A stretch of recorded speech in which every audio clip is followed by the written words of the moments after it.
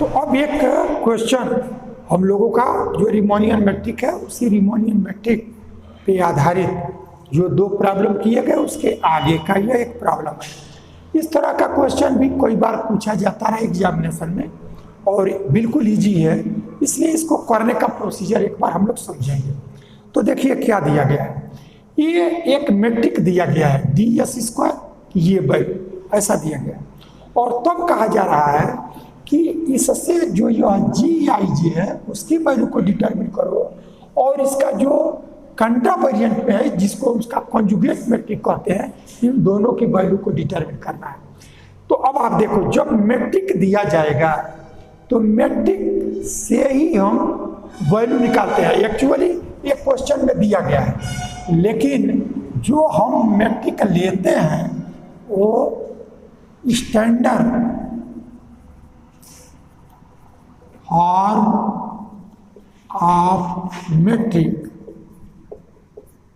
Is D S square G I J D X I D X J, ये हमारा standard form होता है। अब इसी के 9 कंपोनेंट आएंगे, तो 9 कंपोनेंट में पहले को रो लो दूसरे को कॉलम, तो G11 G12 G13 इस तरह के बहुत सारे वर्क हुए हैं। ऐसे G21 G22 G23 और फिर G31 G32 G33, ये 9 कंपोनेंट होंगे। अब ये हमारा स्टैंडर्ड फॉर्म है इस मैट्रिक का और जो क्वेश्चन दिया गया है इससे हम कंपेयर करेंगे कि कंपेयर करके देखेंगे कि हमारा G11 की जगह क्या आया, G12 की जगह क्या आया। तो कैसे कंपेयर करोगे, तो इसकी जो वैल्यू है इसी की वैल्यू में तुम देखोगे कि इसको जब एक्सपेंड करके लिखो या वैसे तुम समझ लो कि ये आपका जो टर्म है उस पर पहले विचार करो, डिस्कस करो। तो ये जो वैल्यू है इसी को तुम लिख सकते हो। तो हमारा स्टैंडर्ड फॉर्म है अब गिवन को given matrix is D S square और यह 2 dx1 ऐसा लिख लो और फिर +3 यह dx2 स्क्वायर है तो स्क्वायर करो। अब ये 5 dx3 इन 3 को लिख लिया।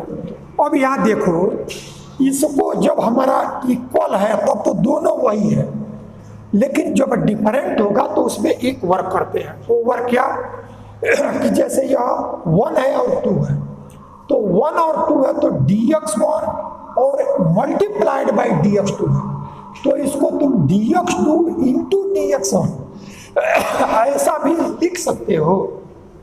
तो जो डिफरेंट रहेगा उसके लिए करते क्या है कि इसमें dx1 dx2 ये जो पहले कोफिशिएंट तो हाफ एक के साथ लिखो और चेंज करके हाफ लिखो, यानी और 2 dx1 और dx2 ऐसा लिखोगे और प्लस जो हाफ 2 है उसको dx2 dx1 ऐसा लिख लेंगे। तो इससे इसकी वैल्यू में कोई परिवर्तन नहीं होगा क्योंकि ये dx1 और dx2 का प्रोडक्ट वही होगा जो dx2 और dx1 का प्रोडक्ट। ये सेकेंड ऑर्डर का डेरिवेटिव नहीं है, ये 2 फर्स्ट ऑर्डर के डेरिवेटिव के प्रोडक्ट हैं। तो इसी 4 को हम 2 पार्ट में, ये वैल्यू सेम है तो ये 2 और 2 फिर दोनों को ऐड कर लोगे तो हमारा ये वैल्यू आ जाएगा। तो यह वर्क केवल हम डिफरेंट में करते हैं क्योंकि डिफरेंट में ही हमारा G12 भी आएगा और G21 भी आएगा। इक्वल में तो G11 और इंटरचेंज करो तो G11 वही आएगा। तो जिसमें 2 आते हैं उसी को 2 फॉर्म में लिखेंगे, तो वो दोनों डिफरेंट हमारा जब रहता है तभी आता है। तो ऐसा किया। अब इसके बाद आपका ये हो गया। अब यहाँ ये -3 dx2 और dx3 ऐसा आया और फिर -3 इसी को इंटरचेंज कर दो तो यह dx3 और dx2 ये आ गया और फिर ये लास्ट प्लस dx1 dx3 और प्लस dx3 dx1, यानी जो दो डिफरेंट हैं उनको हाफ, इसको पहले लिखा इसको बाद में लिखा और इंटरचेंज करके इसको पहले लिखो इसको बाद में, तो उससे उसकी वैल्यू में परिवर्तन नहीं होगा, वही होगा। तो ऐसा हम लिख लें। अब इसको क्या करोगे कि इससे इसको कंपेयर करोगे। ये हमारा ये 2 आया, ये वो है जो हम लोगों ने यहाँ क्वेश्चन में से पाया है, जो क्वेश्चन में दिया है उसको इस फॉर्म में लिख लिया। अब इसको जो हमारा ये स्टैंडर्ड फॉर्म मैट्रिक का होता है उससे कंपेयर करोगे। तो जब कंपेयर करोगे तो comparing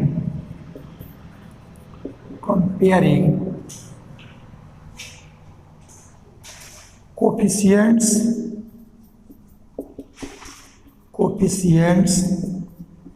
of dxi dxj in equations 1 and 2,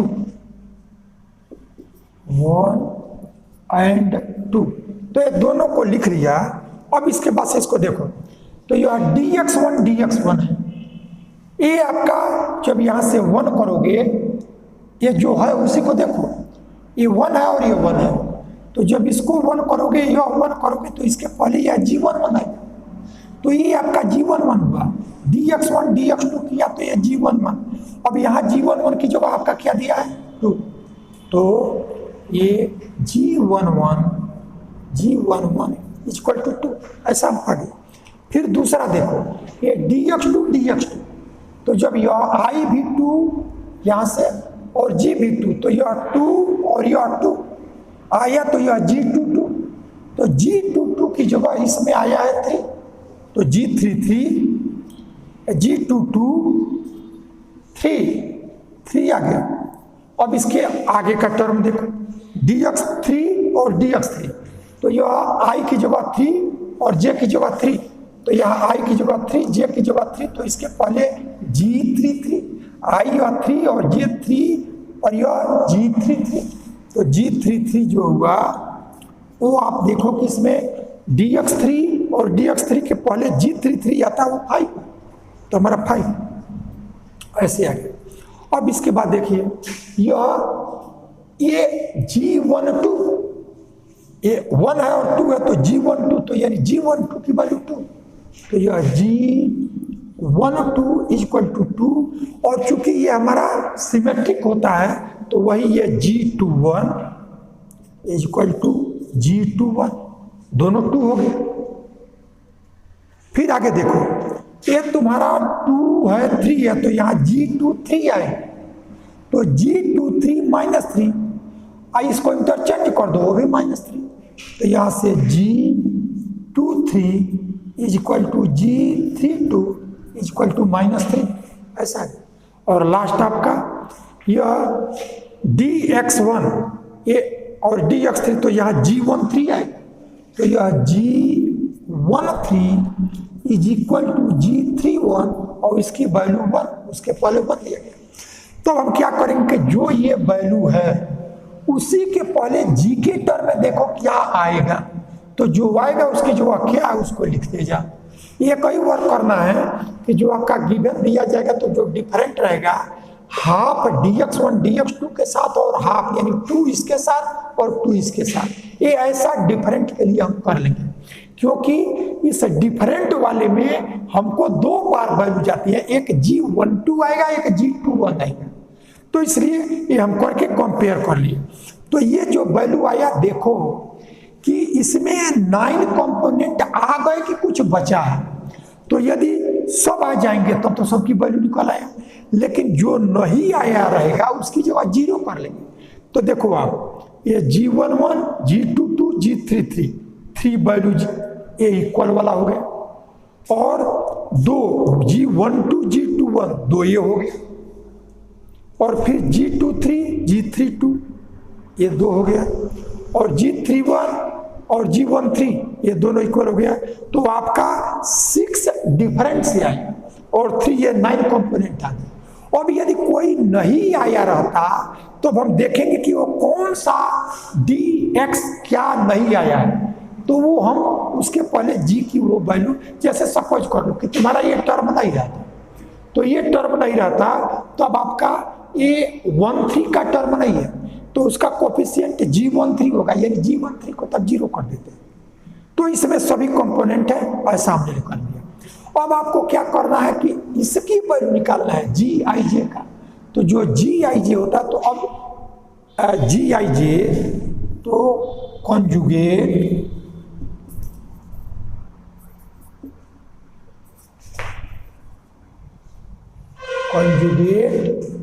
matric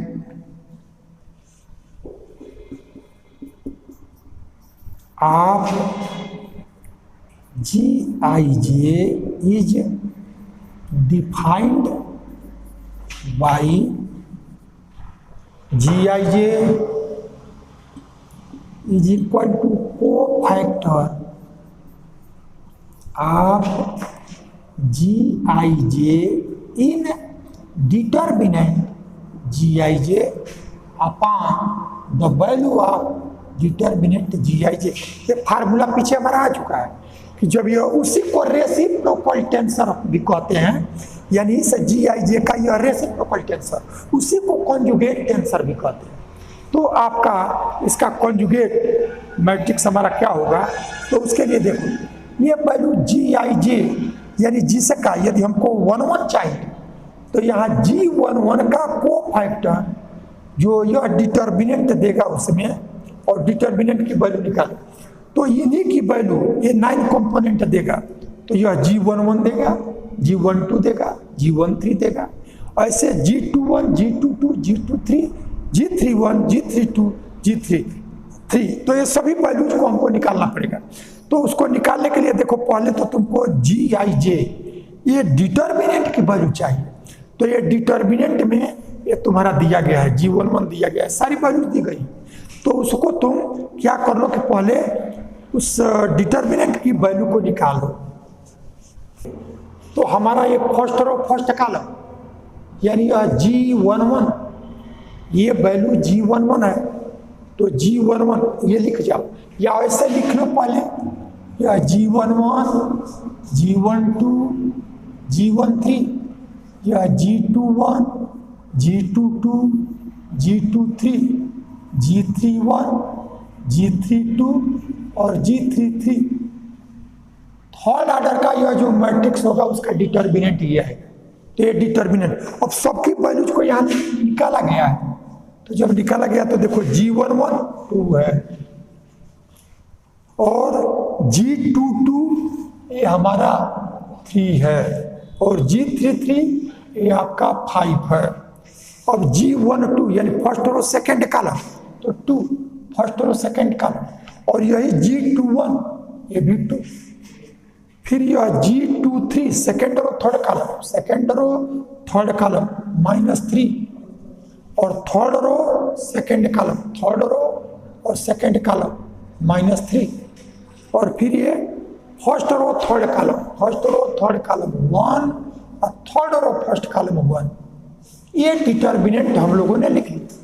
तो जो मैट्रिक था उसी से मैट्रिक से कंपेयर करके इन सभी वैल्यूज को हमने डिटर्मिन किया, और उसकी वैल्यू को यहाँ रखो। अब इस डिटर्मिनेंट को सॉल्व करोगे तो वही हमारा इस डिटर्मिनेंट जो Gij है उसकी वैल्यू आ जाएगा। तो अब इसको सॉल्व करो, सॉल्व करना आपको मालूम है, यह 2, अब इसका प्रोडक्ट, तो जब प्रोडक्ट करोगे तो ये 15 और -9 -2, और फिर यह 10 और -+3 और +1 -6 और -3, ये आ गया।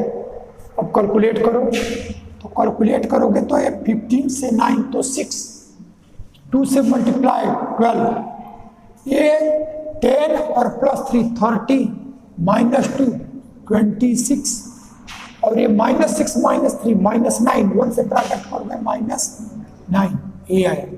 अब इसको कैलकुलेट करेंगे तब हमको इससे ये 12 से 9 सब्ट्रैक्ट कर दो तो +3, तो यह -23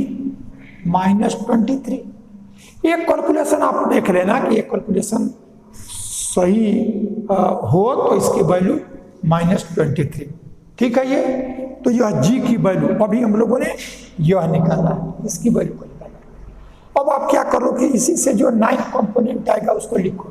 तो नाउ G11 तो कोफैक्टर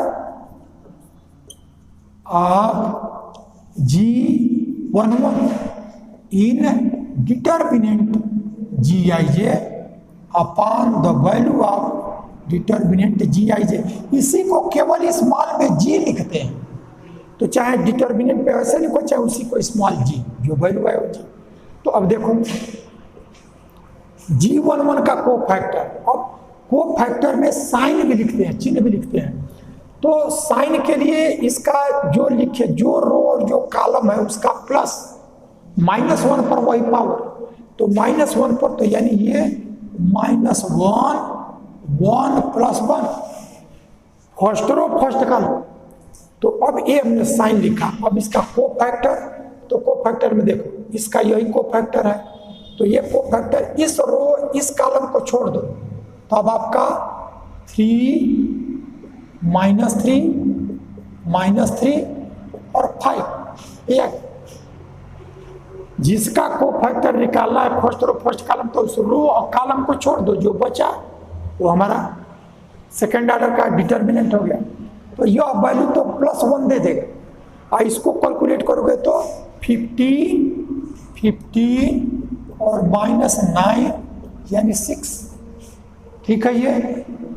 तो ये हमने G11 निकाला, और ऐसे G12। फिर देखो साइन लिखते हैं तो -1 और यह 1 + 2, 1 + 2। ठीक है।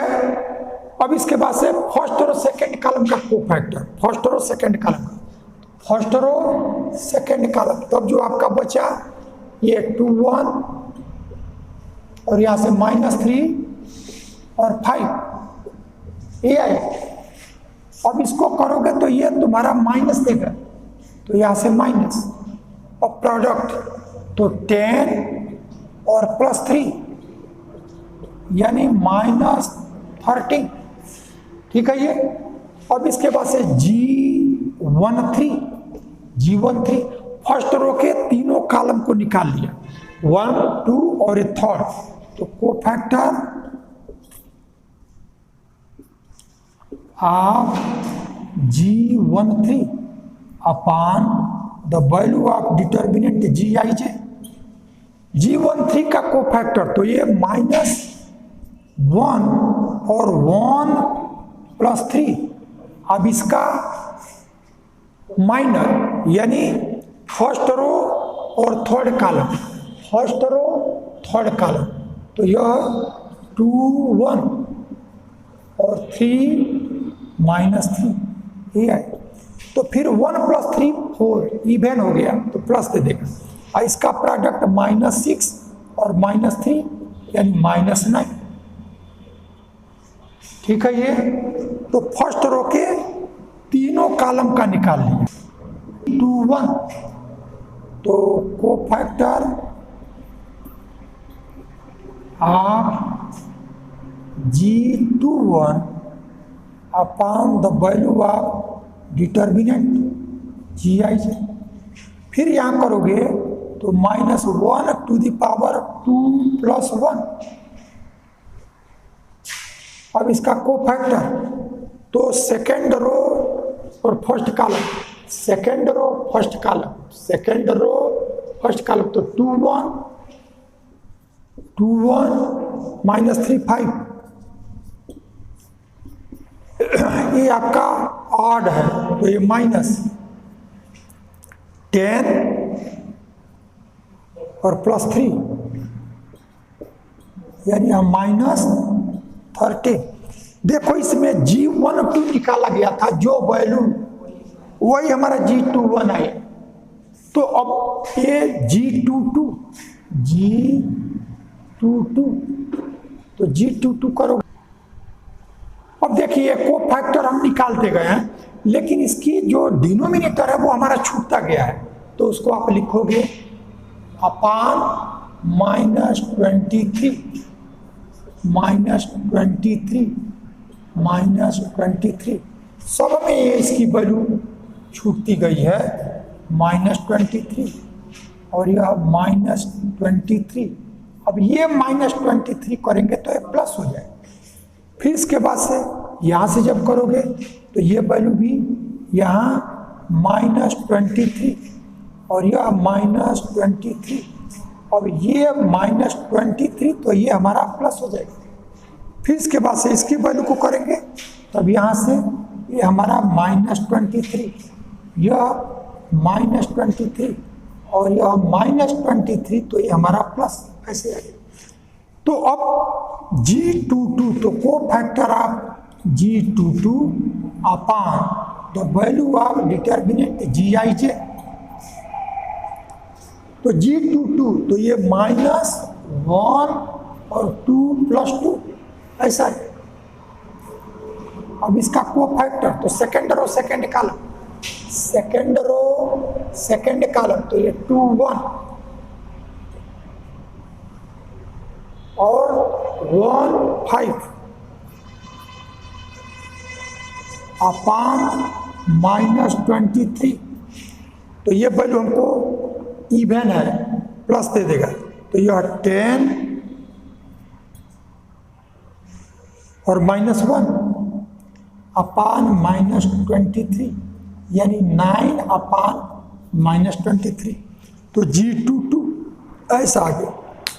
अब हम क्या करेंगे कि G23 इक्वल टू कोफैक्टर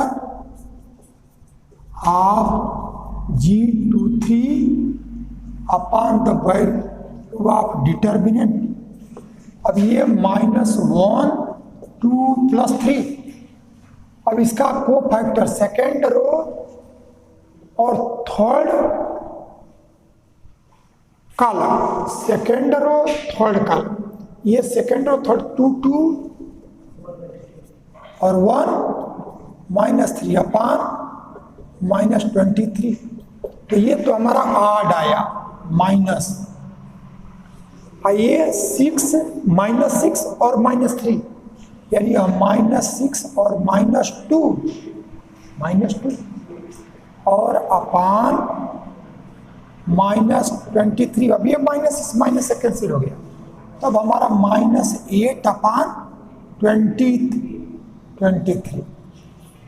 तो सेकेंड रो के तीनों कॉलम को कर लिया गया।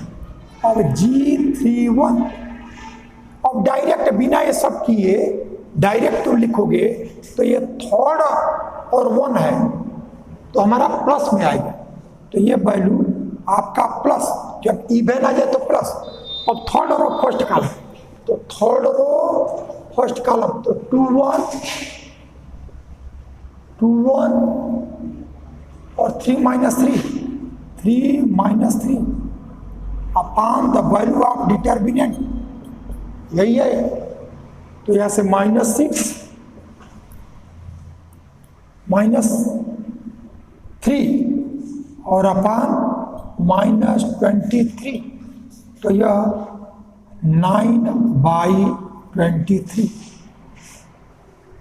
ठीक है। ये G13 इसकी वैल्यू जो निकाला गया था वो 9/23। अब यहाँ G31 9/23 G32 तो G23 की जो वैल्यू निकाला गया है या निकाल रहे हो तो निकालेंगे।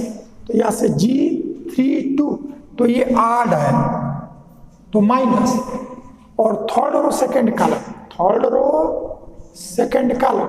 तो 2 1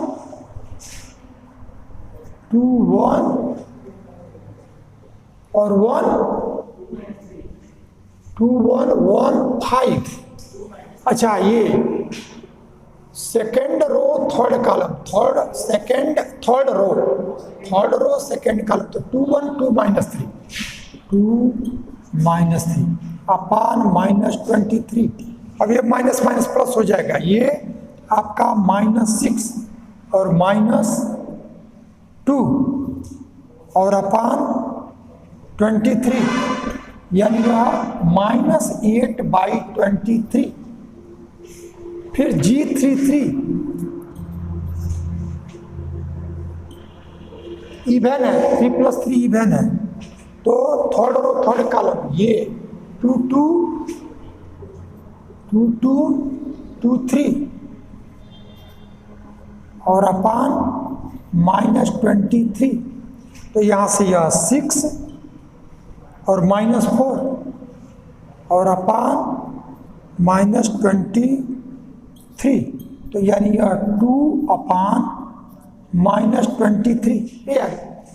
और जो GIJ, जो कॉन्जुगेट मैट्रिक ऑफ GIJ था, उसको आप क्या कर लो कि उसको मैट्रिक्स के फॉर्म में लिखो। तो मैट्रिक्स के फॉर्म में लिखेंगे तो now determinant GIJ is equal to G11। ये वैल्यू हमने मिटा दिया है।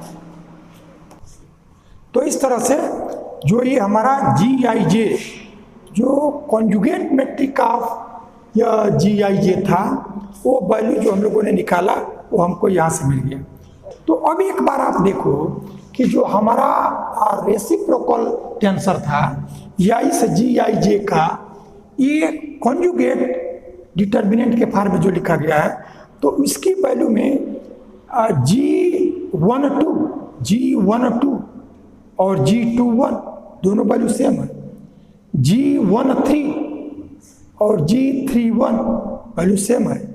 G23 और G32, यानी हम ये सिर्फ आपको यहाँ बताना चाह रहे हैं कि जो GIJ जो हमारा कोवेरिएंट में था, इसको हम लोग प्रूव कर चुके हैं कि ये सिमेट्रिक टेंसर होता है। तो इसका जो कॉन्जुगेट आएगा, यानी यह GIJ, वो भी हमारा सिमेट्रिक है। तो अब आपको जब डिटरमिन करना होगा, तो अब इसके बाद जो कैलकुलेशन करना हो अन्य क्वेश्चन के लिए, चाहे इसको भी एग्जाम में करना हो, तो G13 तुमने डिटरमिन कर लिया तो G31 वहीं से लिख दो। G12 डिटरमिन कर लिया तो G21 वहीं से लिख दो। तो इससे आपका काम थोड़ा इजी हो जाएगा। तो इस तरह से हमारा ये क्वेश्चन कंप्लीट हो गया। इसके बाद एक नया डिफिनीशन है एसोसिएटेड वेक्टर। अब एसोसिएटेड वेक्टर क्या होता है उसको एक बार आप समझ लें कि एसोसिएटेड वेक्टर कंट्रावेरिएंट का भी होता है, कोवेरिएंट का भी होता है। तो जैसे सपोज कर लो कि हमने UI एक कंट्रावेरिएंट वेक्टर ले लिया, तो इसका जो एसोसिएटेड वेक्टर होगा वो हमारा इसी वेक्टर के साथ जो फंडामेंटल टेंसर GIJ होता है उसके साथ इनर प्रोडक्ट से जो आएगा वही इसका हमारा एसोसिएटेड वेक्टर होता है। तो अब इसी को, जैसे यह UI है, अब इसका इनर प्रोडक्ट, तो यानी यह UI और GIJ, ये हमने GIJ ये हमने किया। अब इसको क्या कर लो कि जैसे इनर प्रोडक्ट हम करते हैं, तो जो ये इंडेक्स है इस पर यह UI, इसका इनर प्रोडक्ट में यह J वाले को इनर प्रोडक्ट कर लो। तो जब इसको इनर प्रोडक्ट करोगे तो अब ये हमारा डमी हो गया, और इसकी जो वैल्यू आती है उसको हम डिनोट करते हैं UI से। यानी जो यह J डमी हो गया उसको छोड़ दो, जो बचा वही इंडेक्स हमारा आ गया। तो यानी इस UI का एसोसिएटेड वेक्टर जो होगा वह इसी का GIJ के साथ इनर प्रोडक्ट कर। तो इनर प्रोडक्ट में क्या करते हैं, उसमें से किसी एक को इक्वल कर दिया, तो हमने इस J को और इस J को इक्वल कर दिया, यानी जो I था उसको और इसको हमने इक्वल कर दिया। तब आपका जो ये टर्म आया यह आपका इसका एसोसिएटेड वेक्टर कहलाता है। लेकिन इसी को डिनोट करते हैं ऐसे, ये इसको J हमारा डमी हो गया और इसको डिनोट करेंगे UI से। तो इसका ये हमारा एसोसिएटेड वेक्टर कहलाएगा। और वैसे ही कोवेरिएंट रहे, तो यदि हमारा कोवेरिएंट वेक्टर यह UI ऐसा ले, तो इस UI का फिर तुम इनर प्रोडक्ट लो GIJ का, तो अब वहां लेंगे तो जो वेक्टर हमारा कोवेरिएंट है, तब GIJ को कंट्रावेरिएंट पे लोगे, क्योंकि यदि उसको भी तुम कोवेरिएंट में लोगे तो फिर इनर प्रोडक्ट नहीं हो पाएगा। इनर प्रोडक्ट तो हमेशा एक सुपर स्क्रिप्ट और एक सब स्क्रिप्ट को इक्वल करने से आता है। तब हम इसको क्या करेंगे कि जब यह यू आई है और तब इस आई को ले लो जे और जी आई जे, जब कंट्रावेरिएंट था तो जी आई जे को कोवेरिएंट में, तब हमारा इनर प्रोडक्ट होगा।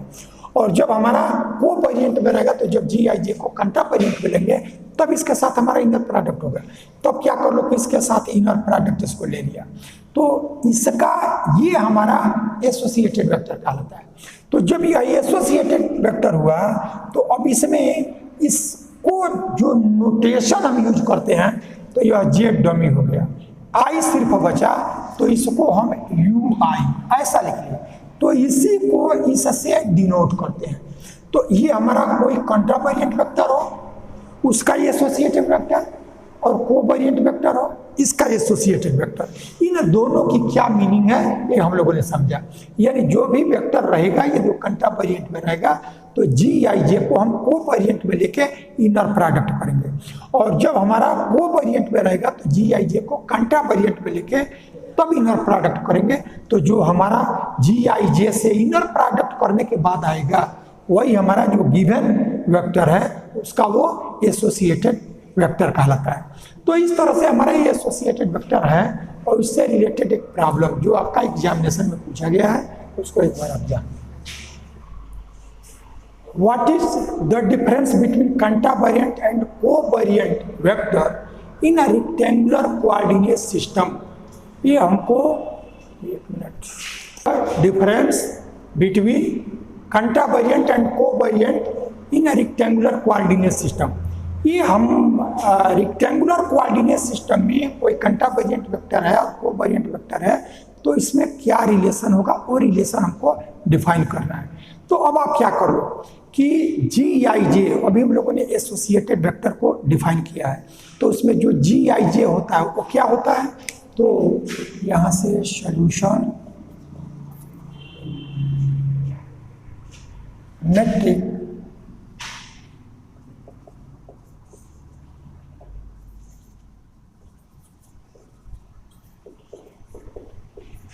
in n-dimensional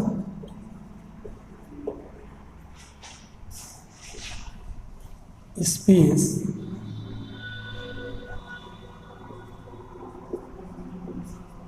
is given by ds square is equal to gij dxi dxj।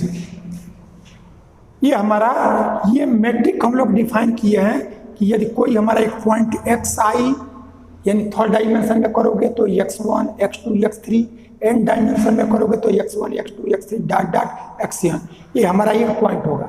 और उसी का दूसरा जो कंसेक्यूटिव पॉइंट लेते हैं तो x1 plus D x1, x2 plus D x2 and so on xn plus D xn। तो उन दोनों के बीच का एन डायमेंशन में जब हम मैट्रिक निकालते हैं तो डी एस स्क्वायर इसकी वैल्यू को G I J D X I D X J, जिसमें हमारा जी आई जे क्या है, यही हमारा फंडामेंटल टेंशन होता है।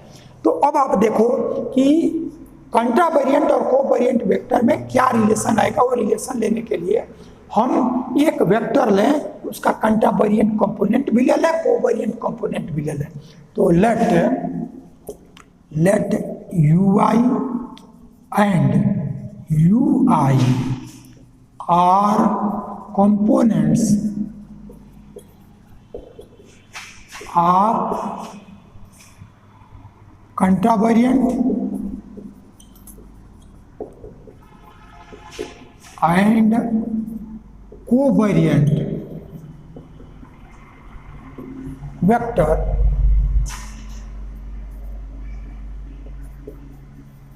in n-dimensional space. अभी हमने क्या किया कि रिलेशन जिसमें लेना है उसको हमने ले लिया। तो n डायमेंशनल स्पेस में हमने यू वाई को कंट्रावेरिएंट और यू वाई जो सब स्क्रिप्ट में है उसको हम कंट्रावेरिएंट के टर्म में जो नोटेशन है उसको हमने ले लिया। अब अब आप क्या कर लो कि जो यह यू आई है इसका एसोसिएटेड वेक्टर निकालो। तो एसोसिएटेड वेक्टर यू आई किसका, जो कोवेरिएंट में है, तो एसोसिएटेड वेक्टर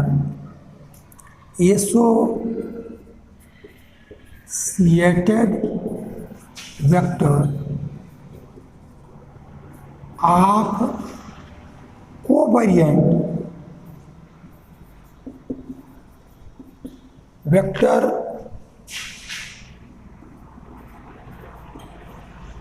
यू आई इच।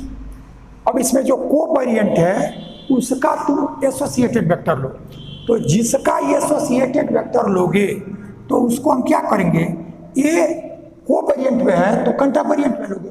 तो कंट्रावेरिएंट में तो यह यू जे और जी आई जे ऐसा हो, यानी इस यू आई का जो हमारा एसोसिएटेड वेक्टर हुआ वो जी आई जे के साथ, जब ये हमारा कोवेरिएंट में है तो कंट्रावेरिएंट फॉर्म में हम जी आई जे को लेके इनर प्रोडक्ट कर लेंगे, तो जो आएगा वही हमारा इस यू आई का ए एसोसिएटेड वेक्टर कहलाएगा।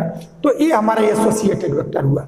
और इसी एसोसिएटेड वेक्टर को कैसे डिनोट करते हैं, ये हमारा जी जे डमी हो गया, ये जे डमी हो गया, और जो बच गया उसी से हम लिखते हैं। तो यानी अब ये नोटेशन आएगा यह यू आई, और यह जो यू आई है वही यू आई आपका ये गिवन कंट्रावेरिएंट वेक्टर है। इसका मतलब क्या हुआ कि जो हमारा कंट्रावेरिएंट वेक्टर है वो कंट्रावेरिएंट वेक्टर आइडेंटिकल है वो उसी के कोवेरिएंट वेक्टर के एसोसिएटेड वेक्टर का। तो ये हमारा रिलेशन हुआ कि ये जैसे कंट्रावेरिएंट को हम कर रहे हैं वैसे हम कोवेरिएंट को भी कर सकते हैं। तो जब कोवेरिएंट को हम लेंगे, जैसे यहाँ कोवेरिएंट को लिया गया तो इसको आइडेंटिकल दिखाया कंट्रावेरिएंट के, और जब कंट्रावेरिएंट लेंगे तो उसको हम दिखाएंगे कोवेरिएंट के। तो इसमें किसी एक को दिखा सकते हैं। तो हमने ये देखा कि जो यह यू आई है तो यू आई कंट्रावेरिएंट में और यह यू आई कोवेरिएंट में, ऐसा लिया गया। और यह किसी एक को, जैसे यू आई का हम एसोसिएटेड वेक्टर लें तो ये एसोसिएटेड वेक्टर ये लिखने का सिर्फ अभिप्राय था कि यह जो जी आई जे है उसी को हम यहाँ इनर प्रोडक्ट में लेते हैं। तो अब हमको यू आई कोवेरिएंट में ले लिया, अब इसका जी आई जे के साथ इनर प्रोडक्ट लो। तो इनर प्रोडक्ट करोगे तो जी आई जे में यह यू आई था तो इस जे के इक्वल कर दिया, इनर प्रोडक्ट हो गया। तो ये हमारा इसका एसोसिएटेड वेक्टर हो गया। लेकिन इसको डिनोट कैसे करते हैं, तो यह जे और यह जे यू आई, और ये यू आई हमारा क्या था जो स्टार्ट में हमने लिया है कंट्रावेरिएंट वेक्टर। तो ये जो वैल्यू आया वो इस कोवेरिएंट वेक्टर का एसोसिएटेड वेक्टर, और इसका कोवेरिएंट वेक्टर का जो एसोसिएटेड वेक्टर हुआ वो आइडेंटिकल हो गया कंट्रावेरिएंट वेक्टर के। तो यही हमारा रिलेशन हुआ। तो 10 contravariant vector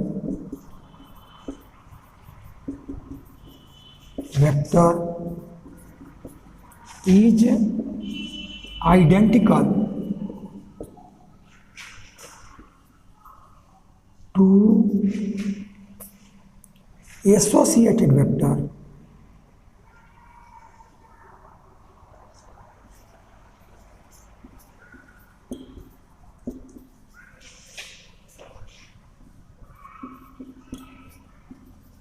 of covariant vector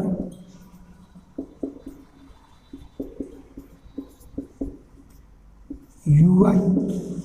ये हमको रिलेशन इसमें दिखाना था। तो यह आपका एक क्वेश्चन एसोसिएटेड वेक्टर से रिलेटेड है, इस वर्क को हम लोगों ने कर लिया। तो इस तरह से हम लोगों ने ये देखा कि रिमोनियन मैट्रिक उसको डिफाइन किया गया, और फिर उससे रिलेटेड दो महत्वपूर्ण प्रॉब्लम हम लोगों ने किया कि यदि हमारा रिमोनियन मैट्रिक है तो यूक्लिडियन स्पेस में सिलिंड्रिकल कोऑर्डिनेट सिस्टम में वो मैट्रिक क्या देगा, और वही वर्क हम लोगों ने स्फेरिकल कोऑर्डिनेट सिस्टम में वो जो मैट्रिक होगा वो क्या आएगा, इसको हम लोगों ने दो क्वेश्चन के रूप में इसको हम लोगों ने ये वर्कआउट किया है। उसके बाद से एसोसिएटेड वेक्टर और उससे रिलेटेड एक छोटा सा प्रॉब्लम ये हम लोगों ने किया है। लेकिन इसके बाद आपका टेंसर का एक महत्वपूर्ण टॉपिक ये स्टार्ट होने वाला है, जिसको हम कहते हैं क्रिस्टफल सिंबल। क्रिस्टफल सिंबल ये आगे के अब टेंसर में जितने भी आपके रिजल्ट होंगे, जितने भी डिफिनीशन होंगे, उन सब में क्रिस्टफल सिंबल का यूज है। तो क्रिस्टफल सिंबल को हम लोग डिफाइन करेंगे, और क्रिस्टफल सिंबल जो होता है वो दो तरह के होते हैं। एक को हम Christoffel symbol of first kind कहते हैं, और एक को हम Christoffel symbol of second kind. इन दोनों को डिफाइन किया जाएगा, और फिर इससे रिलेटेड जो आपके प्रॉब्लम्स होंगे उसको कैसे करेंगे वो हम लोग नेक्स्ट वर्क में इसको वर्कआउट करेंगे।